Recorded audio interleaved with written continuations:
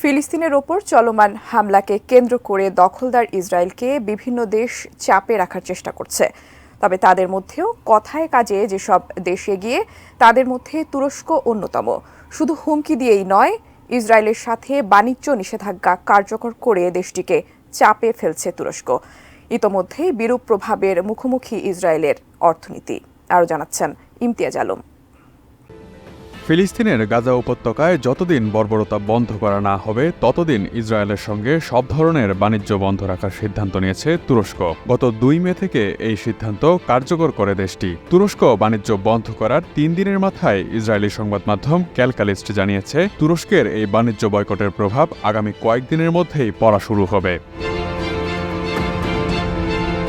সংবাদ মাধ্যমটি জানিয়েছে, তুরস্কের এই সিদ্ধান্তের কারণে ইসরায়েলে মৌলিক পণ্য, খাদ্যপণ্য এবং বাড়িঘরের দাম বেড়ে যাবে। আরও জানা গেছে, তুরস্ক বাণিজ্য সম্পর্ক ছিন্ন করার পর ইসরায়েলি সরকার বেশ অবাক হয়েছে, কারণ তারা ভেবেছিল তুরস্ক বাণিজ্য বন্ধ করে দেওয়ার হুমকি দিলেও এটি কখনো কার্যকর করবে না। কিন্তু তাদের অবাক করে দিয়ে তুর্কি প্রেসিডেন্ট রিসেপ তাইপ এরদোয়ান এমন কঠিন সিদ্ধান্ত নেন।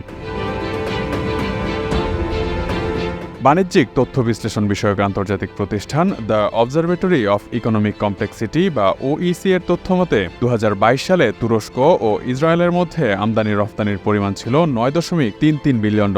এর মধ্যে ইসরায়েল তুরস্কে রফতানি করেছে $2.33 বিলিয়ন মূল্যের পণ্য, আর তুরস্ক থেকে আমদানি করেছে $7 বিলিয়ন মূল্যের পণ্য, আর তুরস্ক থেকে আমদানি করেছে $7 বিলিয়ন মূল্যমানের পণ্য।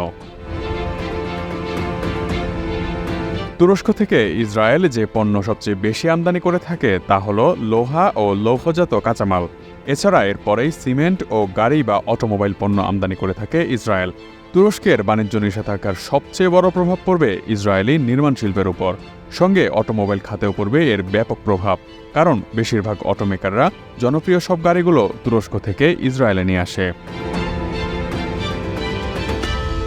ইসরায়েলি সংবাদ মাধ্যমটির প্রতিবেদনে আরও বলা হয়েছে, তুরস্কের বিকল্প বের করতে লম্বা সময় প্রয়োজন হবে ইসরায়েলের, সঙ্গে নতুন করে চুক্তিও করতে হবে।